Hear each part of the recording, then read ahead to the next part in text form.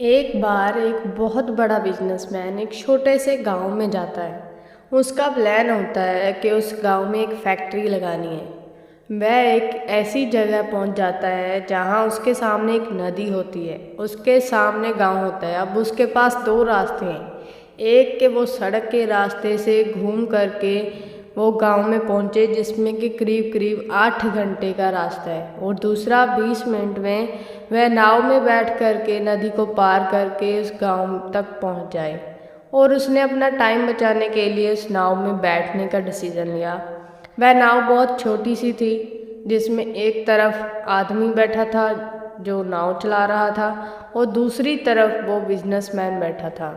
और उस नाव में बैठने के थोड़ी देर बाद में बिजनेसमैन ने नाव वाले से सवाल पूछा, तुझे पता है तेरी इस नाव में कौन बैठा है? तो नाव वाले ने बड़े ही भोलेपन से हाथ जोड़कर कहा, मुझे नहीं पता, आप कौन हैं? तो बिजनेसमैन बोला, तुम अखबार नहीं देखते? हर दूसरे दिन मेरी फ़ोटो आती है अखबार में। तो नाव वाला बोला, अरे साहब, मुझे कहाँ पढ़ना लिखना आता है।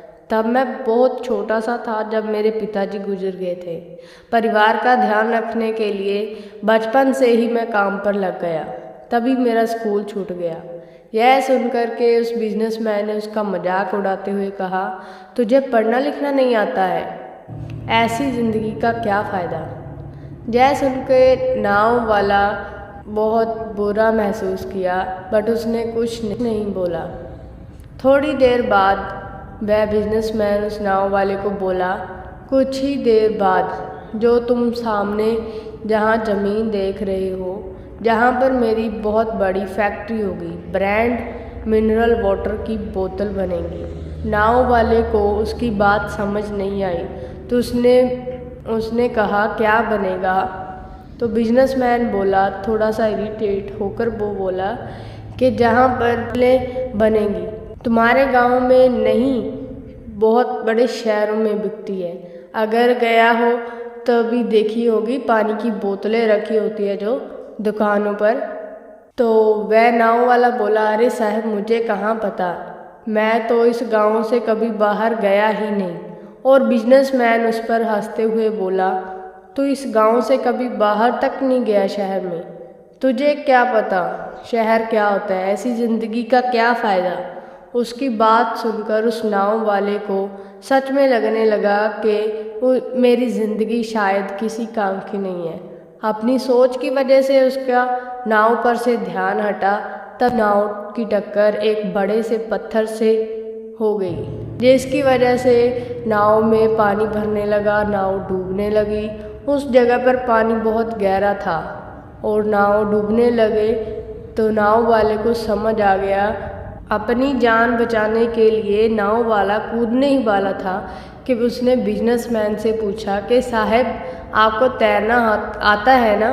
तो बिजनेसमैन घबरा के बोला, ऐसा क्यों पूछ रहे हो, मुझे तैरना नहीं आता।